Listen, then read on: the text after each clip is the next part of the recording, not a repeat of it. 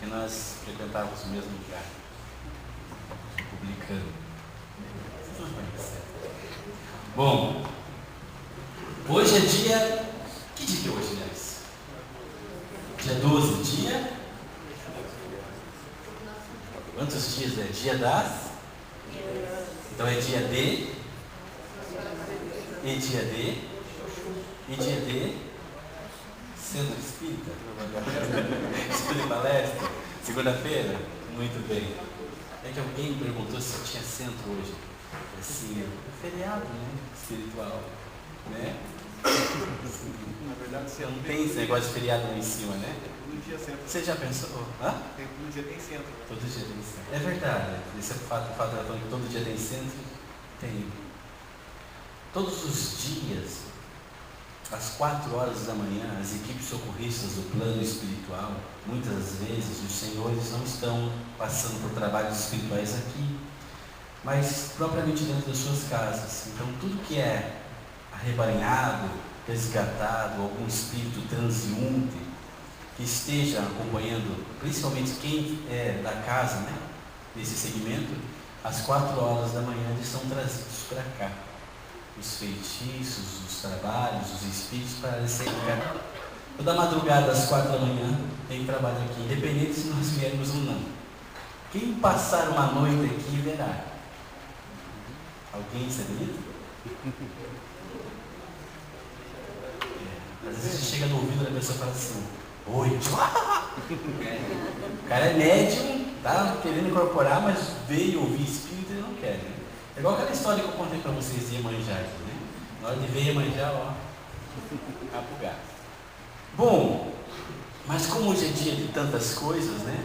Entre elas, o dia de, para nós, o nosso ritual, o dia de nossa mãe Oxum. Mãe Oxum, o que ela representa para nós, umbandistas? Ela é a deusa da fertilidade, das águas cristalinas, né? E deusa do amor. Mas o qual amor? O Eros, o Ágape, o Filos, qual desses amores? Hã? Complica, né? Ela é deusa do amor, Eros, né? Por isso também deusa da fertilidade. Esse amor que muitos nós confundimos, mas temos, cada um de nós temos uma teoria do que é amor. Os deuses, ou propriamente Deus, quando enviou seu Filho à Terra, Jesus falava do amor ágape, do amor incondicional. Ele veio pregar esse amor a nós, daquele amor de se colocar no lugar do próximo. Por isso que um dos mandamentos, a gente poderíamos dizer assim, é o mais importante de todos, o primeiro mandamento, que é amar a Deus sobre todas as coisas e o próximo como a ti mesmo. Esse é o mais importante dos mandamentos. Quem fizer esse, os demais não terá dificuldade alguma.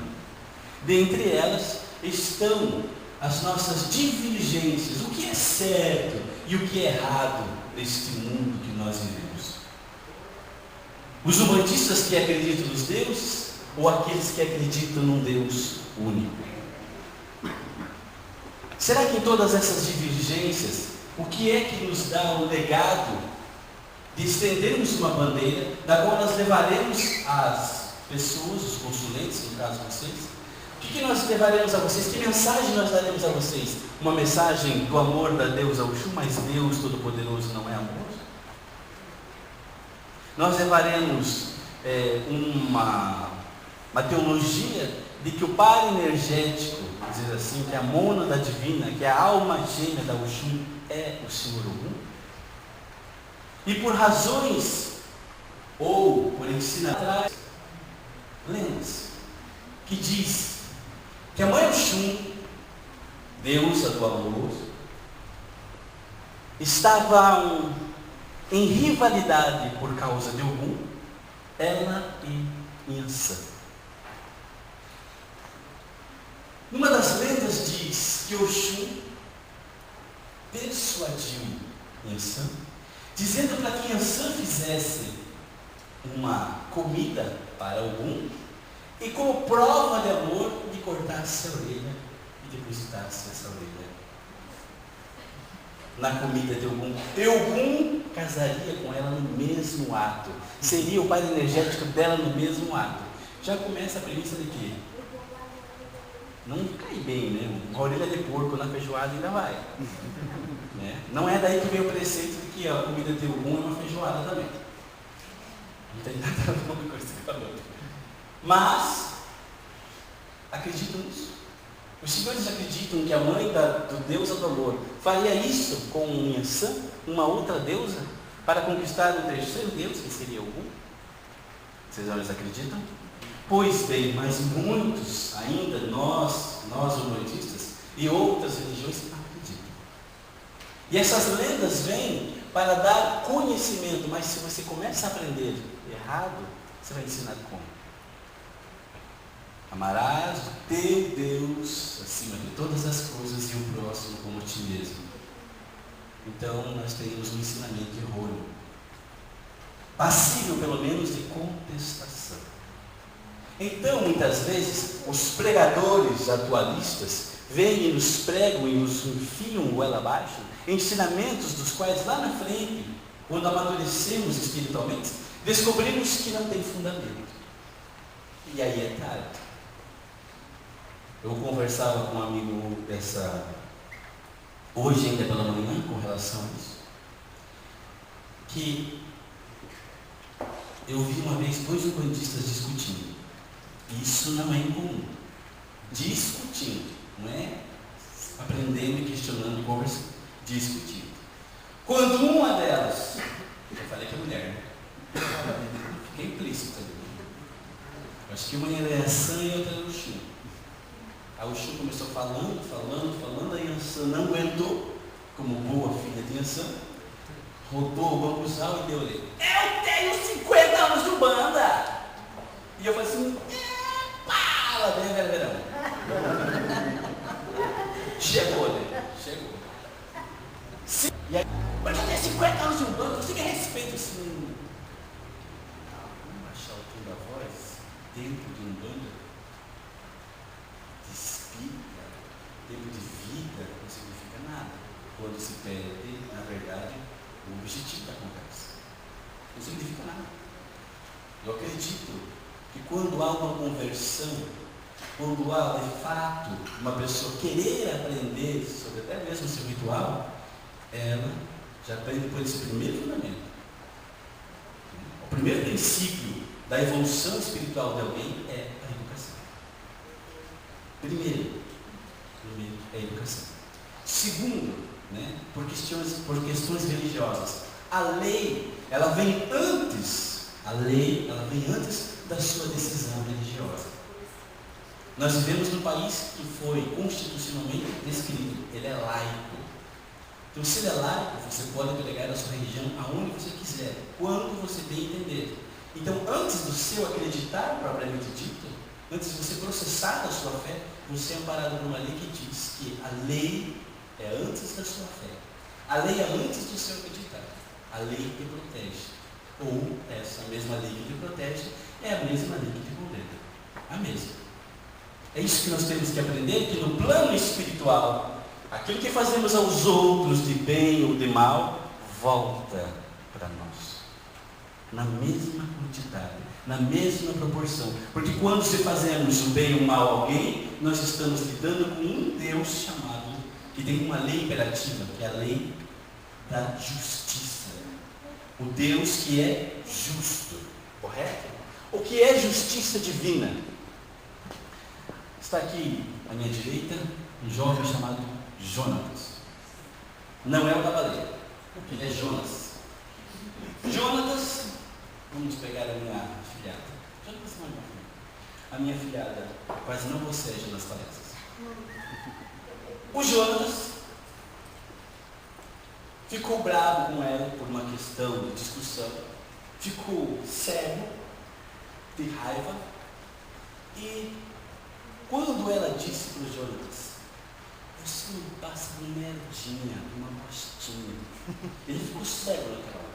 Cego, você não viu mais nada.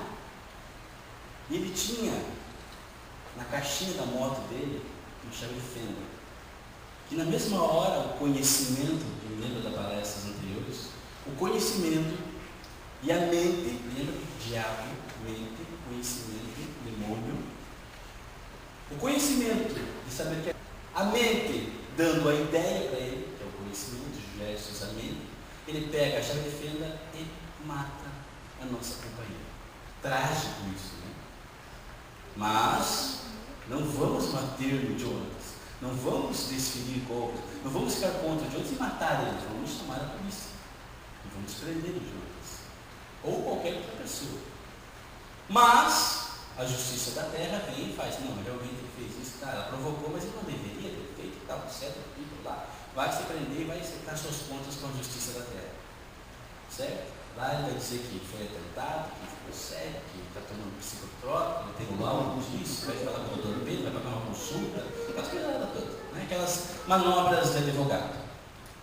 Pois bem, mas isso não interessa, é só um fato atípico. Matou as um fato atípico.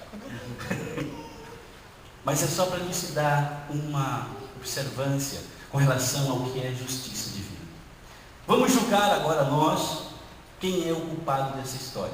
Naturalmente, nós vamos dizer que o culpado, que não deveria ter feito isso, é o Jonas. Uns de nós vai dizer assim, mas também ela não devia ter chamado ele de gostinho de merdinha. Ninguém aguenta uma coisa dessa, né? Os defensores do plantão. Pois é, mas ele matou. Mas ela também provocou, né? Aí vamos levar isso para o plano espiritual, do que é justiça divina, para a gente começar a entender.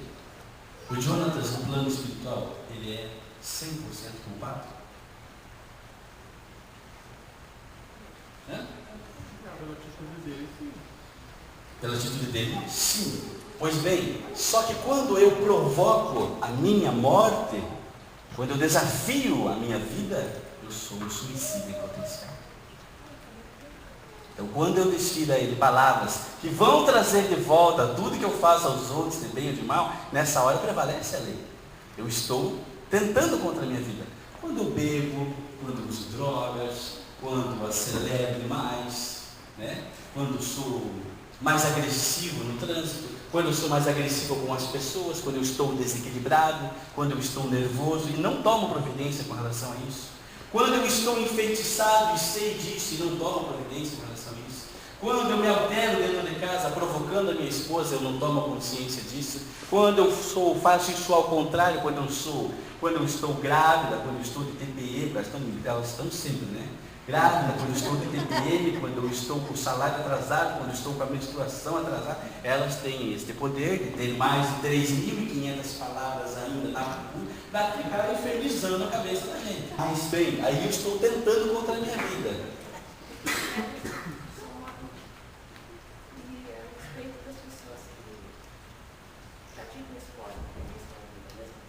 Mesma coisa. Eu tenho um sonho de assaltar de paraquedas e pretendo fazer isso até esse ano, mas eu estou pedindo a Gol por desde já. Porque eu estou tentando, vai estar toda a segurança lá, mas se eu morrer.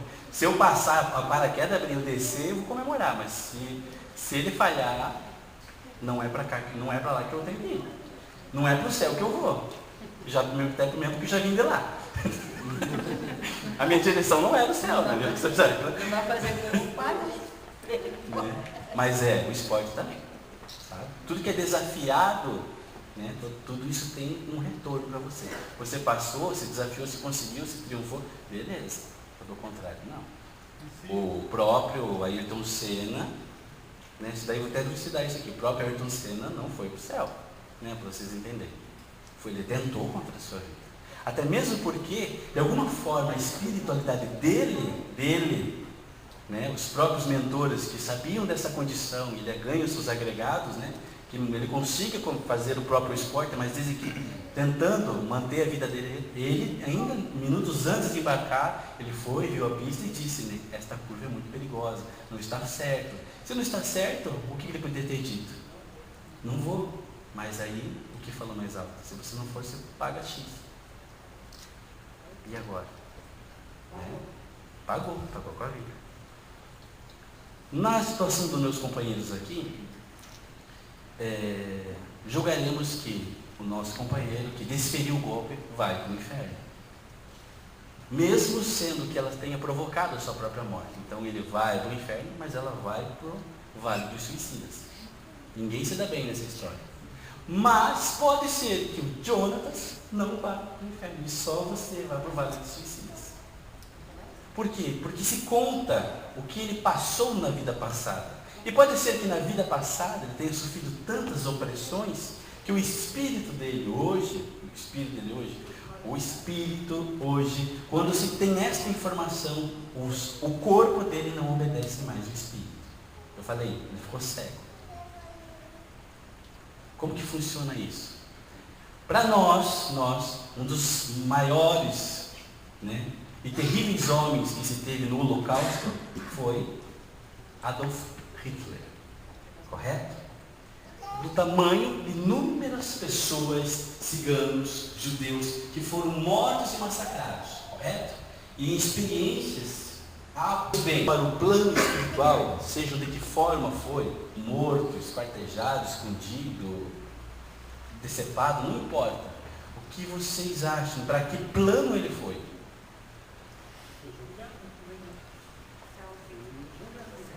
Pois é, mas ele não foi. Adolf Hitler, quando passou daqui, foi para um hospital no Vale dos Lobos.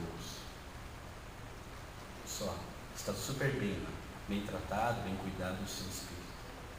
Mas os homens que ouviram este louco e que desferiram as facadas, os tiros, que ligaram o botão, estes sim estão ardendo. Porque eles receberam uma ordem que tinham o direito, o livre-arbítrio de dizer sim ou não vou fazer. Não vou atirar. Não cortar a unha dele, não vou cortar. Arrancar a pele dele, não vou. Fizeram isso. Ele não foi. Isso não são palavras minhas, são palavras da espiritualidade. De que ele ficou no plano espiritual sendo cuidado. Os loucos, realmente, eram aqueles que ouviram a sua insanidade. Quando ele teve a insanidade, o Adolf, que era uma insanidade para a espiritualidade, quando ele teve a insanidade, os sãs ouviram um insano. Os sãs ouviram um insano. Aí os sãs, de sã consciência, pagam hoje pelo que fizeram. E ainda há no plano espiritual algumas zonas tão igual quanto essas partes que sofriam esses sofrimentos. Ainda há pessoas no plano espiritual transvestidas de soldados desta época. Ainda vestidos, transvestidos, e com a mentalidade, que é a mente no plano espiritual, que é o corpo mental, tem esta mentalidade ainda no plano espiritual. Hoje é 2015 e ainda existem espíritos nesta condição. O fato que eu elucidei a vocês dos ciganos lá atrás, eu contei parte dessa história dos ciganos, só houve o grande enredo do povo cigano, porque um dos membros, o que desferiu o golpe naquela época, em 1540, ele, na vida anterior de 1540, ele tinha sofrido um grande trauma na alma. Que naquele momento o trauma se repetia numa outra situação, ele teve o lapso da insanidade, que ocorre com muitos de nós. Cada um tem o seu momento. Uns é quando está almoçando, outro é quando está assistindo, outros são quando estão dormindo. Em algum momento nós temos esses lapsos de insanidade, do qual nós somos tomados por uma natureza que nós desconhecemos, mas sabemos que ela é violenta. Não tem? Alguns estão jogando futebol, outros estão no próprio. Quando pegam a sua roupa, isso tem ligações com o plano espiritual. Quando alguém faz mal para você, ou quando xinga o teu companheiro, ou quando há uma discussão, quando há uma briga, tem pessoas que quando vê briga ficam desesperadas, não sabem o que fazer. Pode ter sido que nesses momentos parecidos que eles se repetem, essas ações elas se repetem no nosso dia a dia, você tem um trauma na sua alma, que é o que nós chamamos trauma da alma. Quando há esses traumas, quando acontecem esses traumas, traz o que nós chamamos de reminiscência, lembrança do que fizemos no passado. E essas reminiscências nem sempre são ligadas à violência, são ligadas a momentos que nós chamamos de déjà vu também. Você às vezes está vendo a situação e você diz, não, isso já aconteceu comigo, já passei, essa mesma cena aconteceu. Talvez não nesta vida, na vida anterior. Não, por daí você fala, não, foi com as mesmas pessoas. Aí nós chamamos isso de reminiscência. ou de clara evidência. Então, dentro do processo espiritual, nós temos um corpo que para nós analisamos ele como um corpo muito complexo, cheio de fissuras, cheio de momentos de entranhas, das quais ainda nós não conhecemos, não nos conhecemos. Nós não sabemos o que somos capazes de fazer. Às vezes vocês veem noticiários, nossa, aquele homem, não acredito que ele fez isso. Ele era pacato, ele era tranquilo, ele era calmo, ele era sereno, ele era educado. E o que aconteceu? Por que ele tomou essa atitude?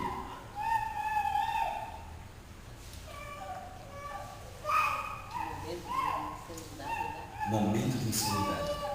Você às vezes assiste noticiários, o rapaz entrou e tirou dentro da escola, 12, 15 pessoas, depois você vai estudar, ele é um cara fechado, trancado, mas ele vivia um mundo virtual.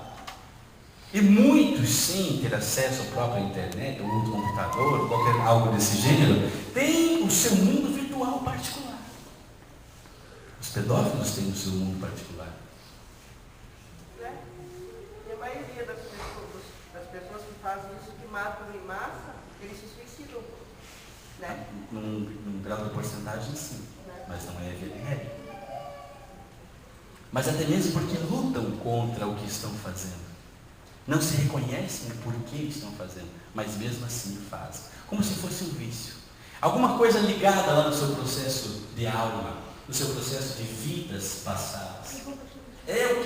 A única explicação que se traz para tudo isso é quando o espírito não consegue comandar a carne.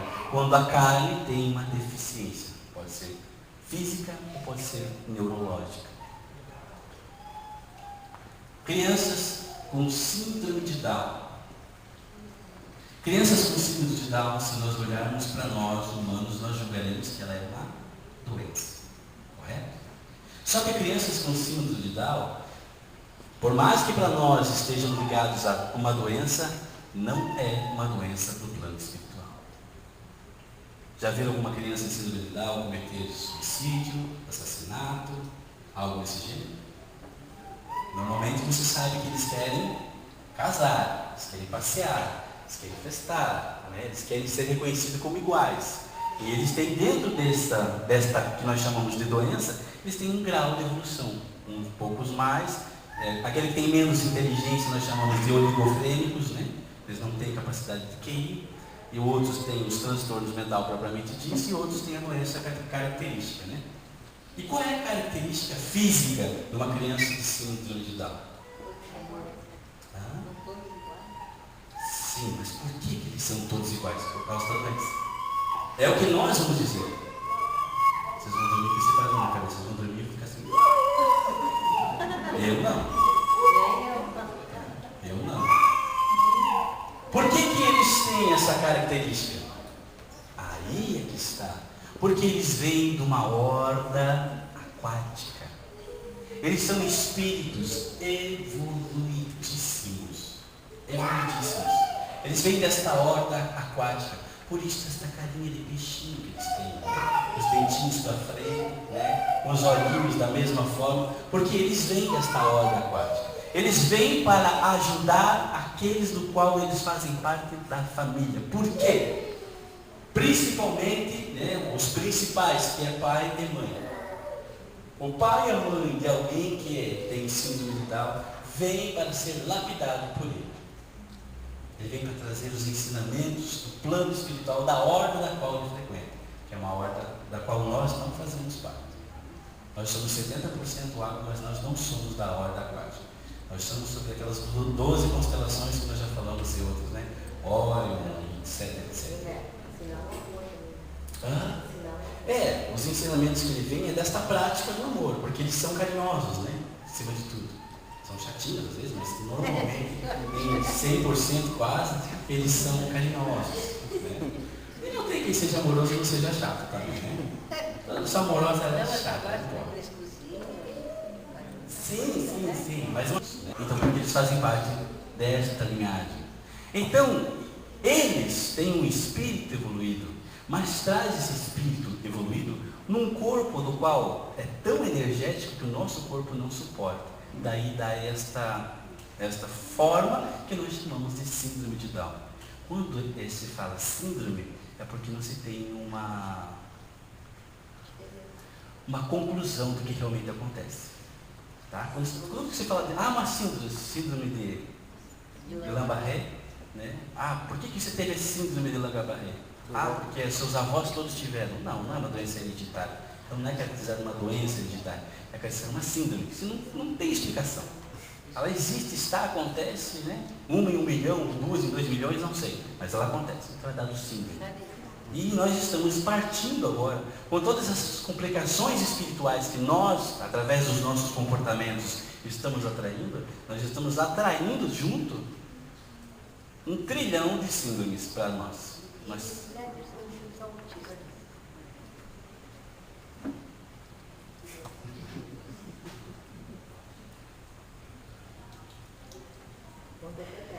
Oi? Não, é que fugiu o radar. Nós estamos atraindo esses trilhões de síndromes e nós teremos muitas doenças porque os nossos espíritos estão adoecendo. Os nossos espíritos estão adoecendo. Vocês imaginem as nossas carnes.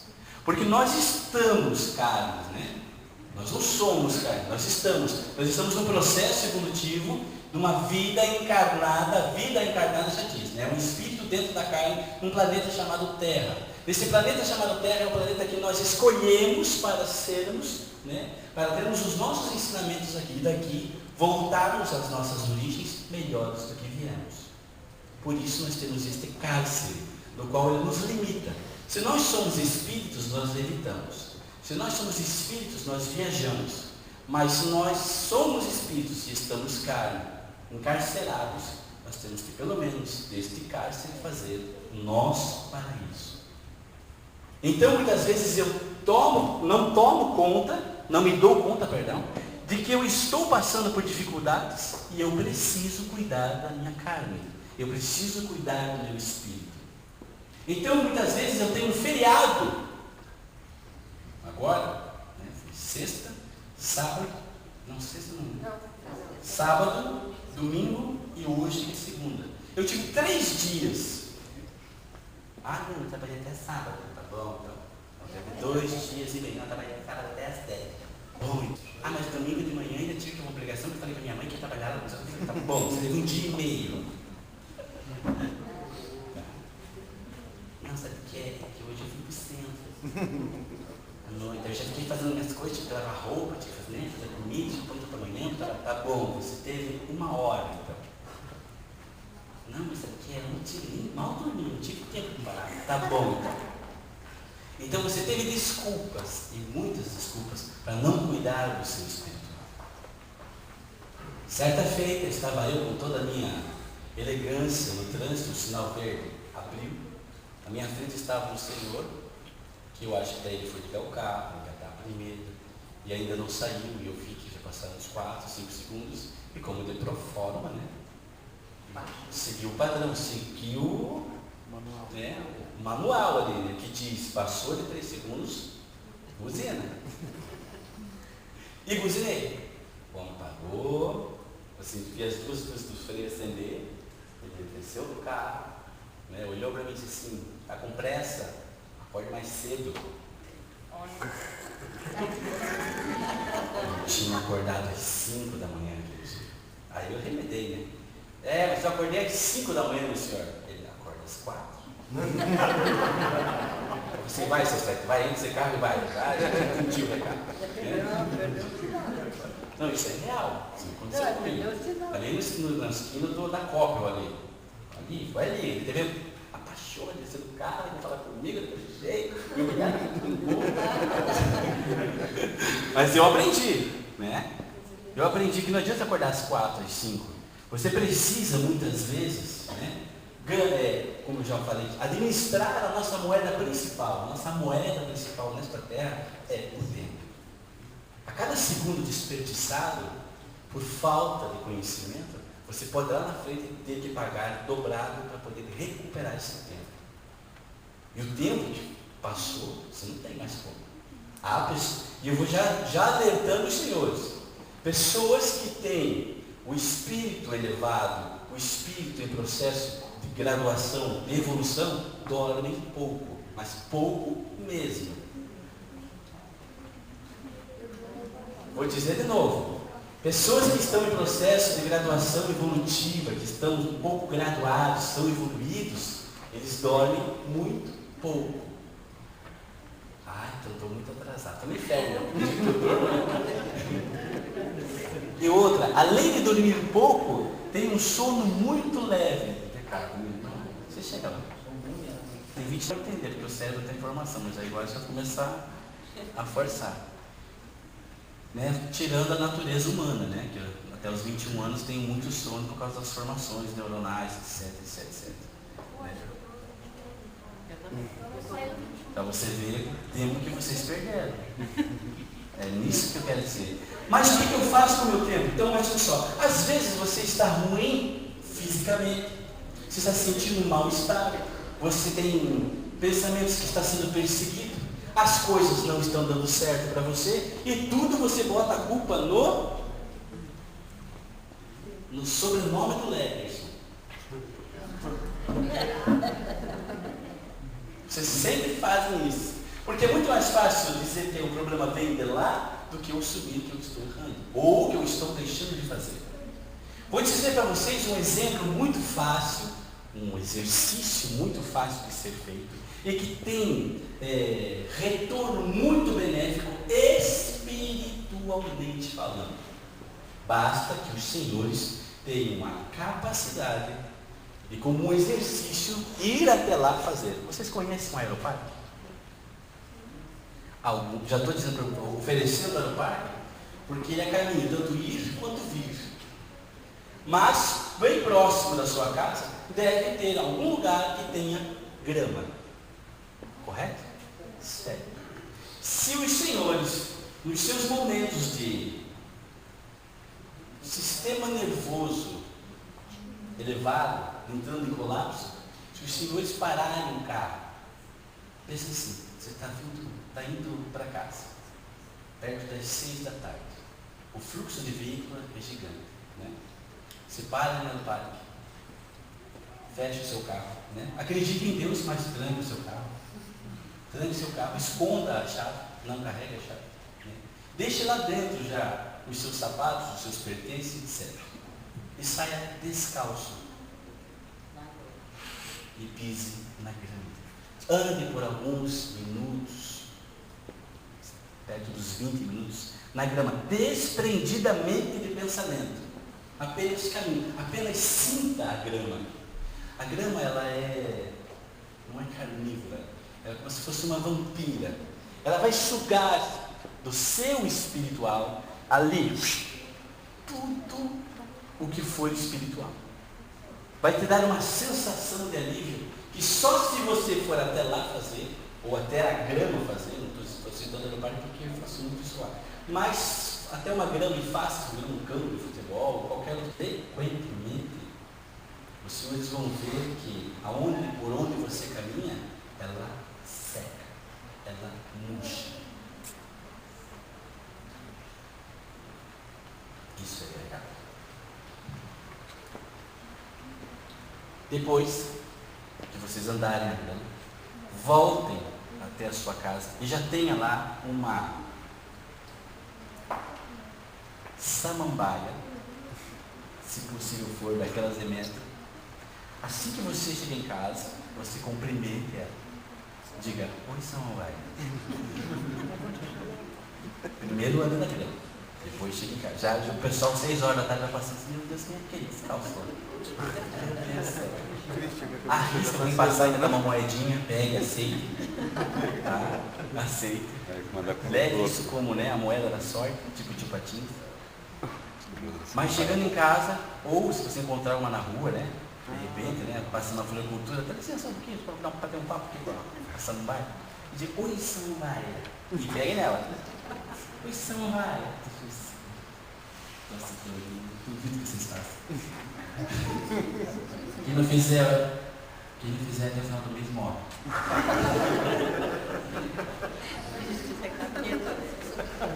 Você vai fazer algo assim, né? Quem não incorporar hoje morre amanhã, você certo. O senhor Dival falava assim, ó, quem não incorporar hoje, amanhã morre. Todo mundo incorporou o espírito naquele dia. O espírito grudado nas costas da pessoa, a pessoa lá. Vai, solta, né? Deixa o corpo trabalhar, né? Vai. Aí ele soltou, parou o trabalho e disse, quem não incorporar hoje, morre amanhã. Mas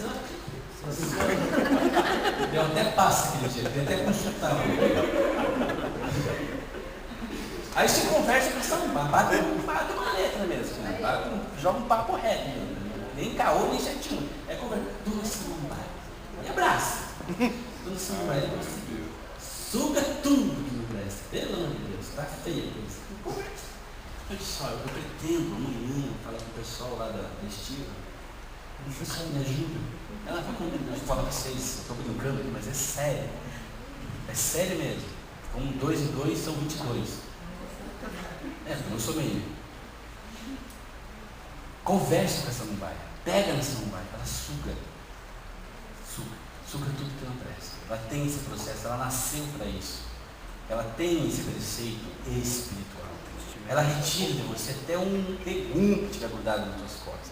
Quando você caminha na grama, isso renova a sua energia. Nós estamos a 12 km, no máximo 17 daqui de onde nós estamos.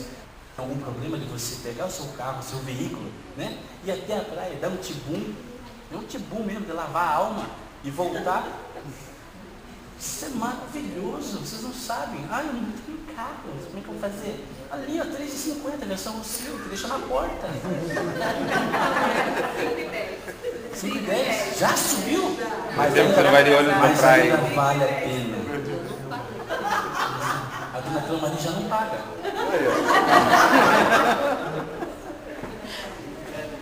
Vale a pena isso, né? Isso, isso, tem uma cachoeira no sul da casa. Qualquer coisa combina com o Jonathan, temos aqui um rio na sua casa, tomar um banho, tibum. Ele faz até café para você. Faz café para você com maior boa vontade. De repente até cata uma mandioca no mato, lá corta, frita e nós comemos. Né? Leva o bacon, né? Porque é diferente. Vai matar o porco para fazer mandioca para você. Hã? Tem pico lá, né? Sabe? Daí você fica perdendo, porque faz isso, meu Deus do céu, e daqui a pouco você entra um colapso, você morre, você falece, pensando que Hitler, que é o bicho papão do negócio, você vai para o inferno, porque está se suicidando, vai para o vale do suicida, vai sofrer, aí você vai aprender com a dor, né? Sempre você podia ter dado na grama, conversado com essa Samambaia e tomado café na casa dos outros. Se você pode pegar, né? Comendo aqui ainda. Deixa eu só perguntar uma coisinha aqui. Vocês moram na praia? Quando foi? Mas não tem aipim lá. Não, lá não. Quando foi a última vez que vocês pisaram na areia? Quando foi a última vez que eu falei? Tomaram Hoje à banho tarde. Hoje à tarde. Privilégio? Privilégio? Não. Foram até lá. Porque muitas pessoas moram na praia e não vão lá. Às vezes moram na praia. Tati não está aqui para perguntar. Tem que perguntar para a Tati, faz tempo que ela não vai na praia. E a saúde espiritual e a saúde material vem para nós, médiuns principalmente, dessas fontes de energia. Nós, mediadores. Alguns dos senhores estarão mais evoluídos espiritualmente e atrairão de outras pessoas que estarão menos evoluídas. Nós estaremos ajudando essas pessoas a se livrar de situações que possam levar elas a um desatino até. Quando eu estou bem espiritualmente, com certeza, quando eu abrir a minha boca, eu vou alegrar aquela pessoa que está à minha frente. Mas quando eu estou introspectivo, quando eu estou, né? E eu sei que estou, mas eu não tomo a providência, eu estou espalhando mal. Então, nesta condição, eu não estou amando a Deus acima de todas as coisas, e muito menos o próprio. Eu estou ajudando, eu não estou servindo, mas não no sentido de servir alguém, de servir para alguma coisa. Eu estou tão introspectivo, tão envolvido com os meus problemas, que eu não vejo que as soluções deles são simples, e são fáceis de resolver. Andou na grama, foi tomar banho, ligou para o Jonathan, o que mais? Conversou com a Samambaia. O que mais precisa? E vai Tudo isso precisou de uma coisa chamada atitude. Eu preciso ter atitude na minha vida. Eu não posso ver os problemas tomar conta de mim e eu não fazer nada para enfrentá-los. Eu não posso ver os problemas crescendo à minha volta e eu não fazer nada disso. Certa vez eu estava conversando com alguém e disse, olha só, o namorado está brigando comigo, o negócio do carro não está saindo, o negócio da outra, o cara do duplicado não está pagando, dia 2 está chegando, meu salário está atrasado. Alguma coisa tem que dar certo. Alguma coisa, tudo dando errado não pode. Nesse dia que eu fiz, entrei no chuveiro, abri o chuveiro, que a ligação muitas vezes daquelas pessoas que são médiums é o chuveiro. Eu estou no chuveiro e disse assim, meu pai, o negócio é o seguinte, bati no chuveiro, o negócio é o seguinte, meu pai, está assim, tá, uma coisa tem que dar certo. O que está acontecendo no plano espiritual? Que tanta barreira é essa? Aí eu falei, né? Posso, Mujubá? O senhor entende grama, blá, blá, blá, blá. Posso, seu piloto? Sim. Se o senhor certo, então, pode ficar aí, vai cair, olhando para eu ver me ferrando? O senhor está vendo que o pessoal está com complô, estão derrubando minhas pranchas, fazendo negócios aqui. Como é que vai? E aí? No outro dia, meu filho, todo mundo se mexeu. Mas foi santo aparecendo em tudo quanto é lado. As coisas, o cara, até o advogado do disse, o negócio da tua moto não está certo, viu? Só vem de passagem de documento. Ah, outra coisa, só, o seu Joaquim recebeu, pode vir receber audiência. Pô, Deus. Valeu a pena ter brigado. Mas não é brigar, é pedir. É pedir. E às vezes nós não sabemos pedir. Chega assim, meu pai, ai, Jesus, Deus, Deus, segura-te na minha, misericórdia de Deus, me ajuda, Pai, que as coisas para você não estavam bom?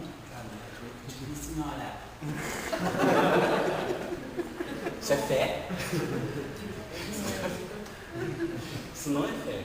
Ah, mas só porque a pessoa falou desse jeito? Não, porque a pessoa não sentiu, não viveu, perdeu tempo, gastou. A saliva é um negócio caro. Se você soubesse como a saliva é cara. Você só gastou sua saliva, só gastou seu tempo, dobrou o joelho de graça. Se ela não fosse comprar as coisas para fazer o trabalho, mas ela acreditasse, se fosse fervorosa aqui dentro, aí sim, tenho certeza disso. Tudo vai acontecer, mas tudo mesmo. Porque se nós acreditamos que somos filhos de um Deus, e um Deus que é de fartura, Deus é um Deus Pai, nós não precisamos mendigar. Não há como, não há o porquê disso. É que nós nos envolvemos dos nossos problemas e não vemos que neles existem soluções práticas, rápidas. Que se eu sou um médium, ou se eu estou vindo a esta casa me oferta entidades que falam. Você já pensou se nenhuma entidade aqui falasse? Como seria a vida dos senhores? Mas as entidades aqui falam. Quando que as entidades falam? Mas quando que vocês ouvem? Quando que vocês escutam? Que muitos escutam, poucos ouvem. E são coisas diferentes. Se você saiu da sua casa e veio até aqui, hoje, das 8 até as 9h15 você está sentado aí. Se você não prestar atenção, você perdeu o seu tempo. Os espíritos que vieram no plano espiritual fazer o seu trabalho não perderam o seu tempo em ajudá-lo. Porque eles ganham a luz no plano espiritual. Nós nos dispusemos a estar aqui. Ninguém nos obrigou. Talvez nos convenceu, mas não nos obrigou. E não há o porquê também vocês se obrigarem a acreditar nas coisas que aqui acontecem. Mas é importante que vocês as sintam. Nós temos um dirigente que chama Sétima Encruzilhada das Almas. Um dos preceitos espirituais dele se dirigiu à dona Lídia, que era a sua guardada. Ele chegou a ela e disse: minha filha, eu sou Exu. E eu sou o seu executor. Quero eu que quando um Pai Celestial lá em cima disser para que eu tenha que vir executar você e você for o dia da sua passagem espiritual, quero eu trazer para você flores, não a espada. Porque se eu tiver que trazer a espada, tenha certeza, minha filha, eu amo você mais que todos neste mundo. Eu amo você de uma forma que eu faria qualquer coisa para te ver feliz. Mas se aquele homem lá em cima disser para mim: pegue a espada, vá e ceife a minha filha, eu venho e eu faço. Eu amo você Mas o amor que eu tenho por você não é maior que o amor que eu tenho por Deus. Isso fala conosco. Não é o amor que nós compreendemos, que nós entendemos, que é os amores das conveniências. O amor conveniente é aquele que você sente lá dentro de você. E ele não é corruptível. Ninguém corrompe o amor quando você tem um amor chamado fé. Então, se você vai pedir, peça com essa fé. Se você veio até aqui, venha com essa sua fé. Você não vai estar perdendo o seu tempo. Você vai estar ganhando o seu tempo. E esse tempo é um tempo para viver em harmonia com Deus. Convido os senhores a fechar os vossos olhos. Essa mesmo que estava.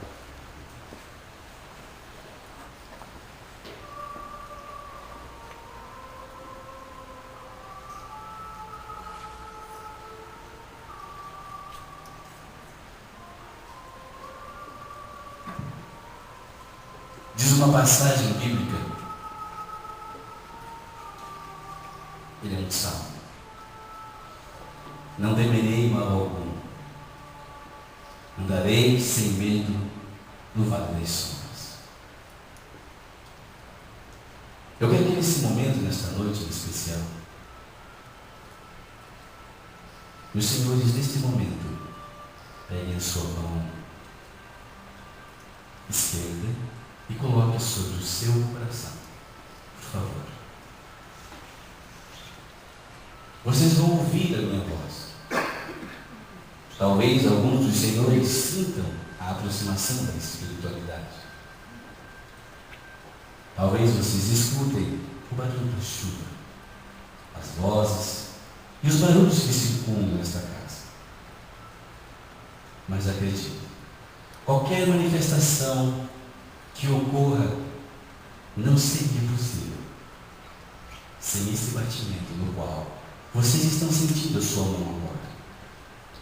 Porque quando nascemos e foi ordenado o nosso nascimento pelo nosso Criador, a primeira coisa que se ouviu como nota musical neste plano foi o pulsar de um coração, do seu coração.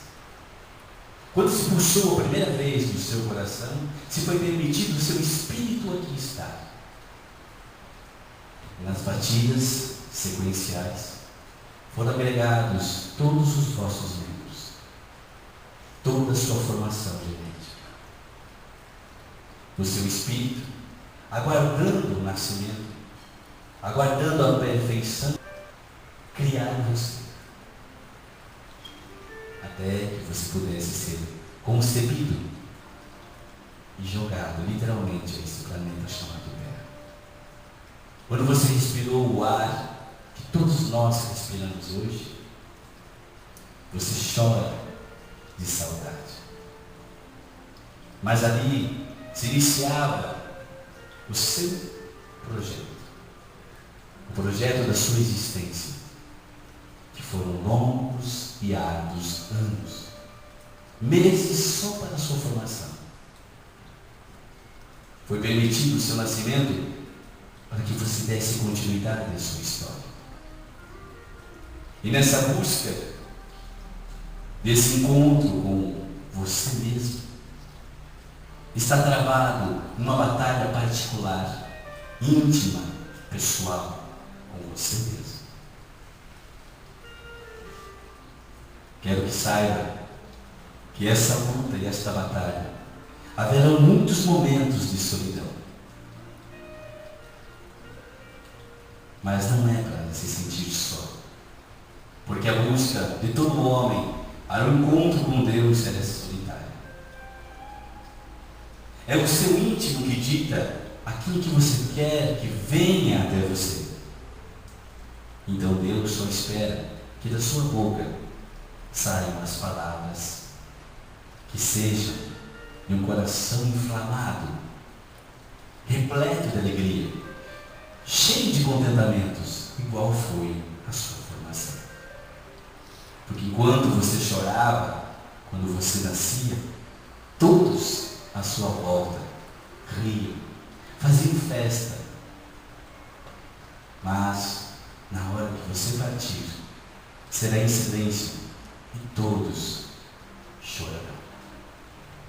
Eu espero que você viva uma vida de maneira que neste dia, o dia da sua passagem, muitos, mas muitos mesmo, choram de saudade, porque você quis, você se transformou numa pessoa especial, numa pessoa que seguiu a Deus, e que na reunião que nós chamamos de velório, todos só digam que você era uma pessoa maravilhosa. Beijo no coração de vocês e até segunda-feira que vem, se Deus Pai Todo-Poderoso assim